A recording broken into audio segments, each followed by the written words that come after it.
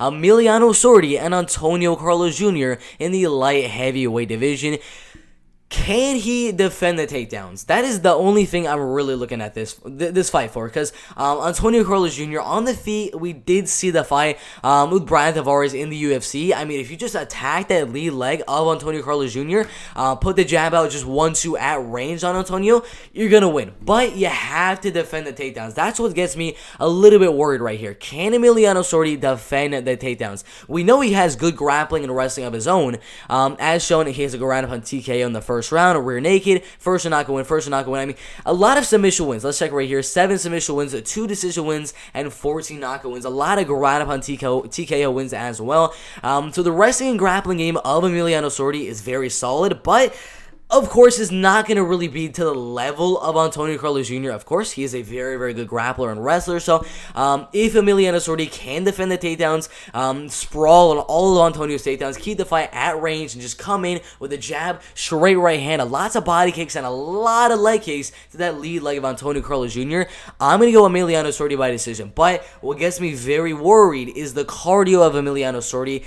It's decent. It's not really the best in my opinion, but I do think Antônio has a little bit of a cardio advantage. Not by much. I mean, it's not really that significant, but I do think Antônio Carlos Jr. is going to get a couple of takedowns, maybe get a little bit of control time here and there, but overall, for the most part, for maybe 12, 13 minutes of this entire fight, I do think it's going to be staying on the feet, where Emiliano Sordi has that power advantage with 14 knockouts, has the he doesn't have the reach advantage, but he has the speed advantage, he has the volume advantage on the feet, everything in the striking, he is going to have the advantage. So it's a very even fight, because if Antônio Carlos Jr. can get one takedown, can definitely get the submission. I mean, he has a lot of rear naked choke submissions on his career. I mean, he's a flying triangle right there. I mean, absolutely insane. But my prediction is going to be very slightly, I believe, going to the underdog in Emiliano Sordi, because I think, I think he's the underdog on the betting odds. Let's see if I can find it. So, yeah, the PFL 9 betting odds. Let's see if I can find it.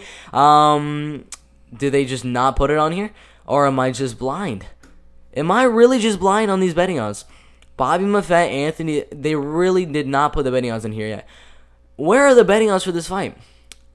Dude, am I blind, guys? Mike Hamill, oh my gosh. Let us see. Yeah, I there it is. Wait, no, that's season ahead on Martin Hamlin. There it is. Okay, Antônio Carlos Jr. and then Emiliano Sordi. I really don't know why the odds are so spread out. This is PFL Week 9, and they're putting it on the PFL Week 8. I really don't know what they're doing.